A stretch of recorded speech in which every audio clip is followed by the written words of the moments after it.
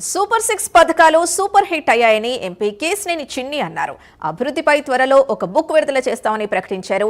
Greater విజయవాడను ఏర్పాటు చేసే ఆలోచనలో ప్రభుత్వం ఉందన్నారు. ఎన్టీఆర్ జిల్లాలో పెనమలూరుతో పాటు నూజివీడును కలపాలని వినతులొచ్చాయని తెలిపారు. అన్ని విషయాలు అధిష్టానం దృష్టికి తీసుకెళ్లారని అన్నారు. మరోవైపు రాష్ట్రానికి భారీ ఎత్తున పెట్టుబడులు తీసుకొచ్చామని ఎన్టీఆర్ జిల్లా అధ్యక్షురాలు గద్దె అనురాధ తెలిపారు. మహిళలకు పెద్దపీట వేస్తున్నామని, ఉచిత బస్సు సౌకర్యంతో మహిళలు ఆనందంగా ఉన్నారని తెలిపారు. ప్రభుత్వాన్ని అందరినీ కూడా కలుపుకుని ఈ కూటమి ప్రభుత్వం ప్రజలందరికీ కూడా దగ్గరవుతుంది, ప్రజల ఆకాంక్షల్ని నెరవేరుస్తుంది.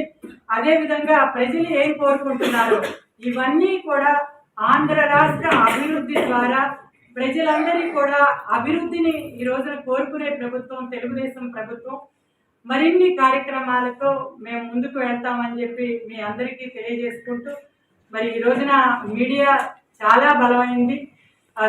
సోషల్ మీడియా కానివ్వండి, అదేవిధంగా మరి ఎలక్ట్రానిక్ మీడియా, ప్రింట్ మీడియా, ఈ ద్వారానే ఈ రోజున ఎన్నో కార్యక్రమాలు తెలుగుదేశం ప్రభుత్వం నారా చంద్రబాబు నాయుడు గారు ఈ వయసులో ఎంతో శ్రమిస్తూ, అదేవిధంగా మరి ఇద్దరు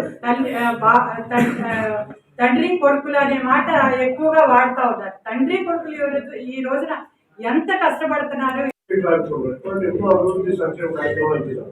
ఇవన్నింటినీ మరొకసారి మరొక ప్రెస్ మీట్ వేస్తాం. ఇవాళ జిల్లా నాయకత్వం, జిల్లా యంత్రాంగం అంతా చాలా ఆనందంగా ఉంది.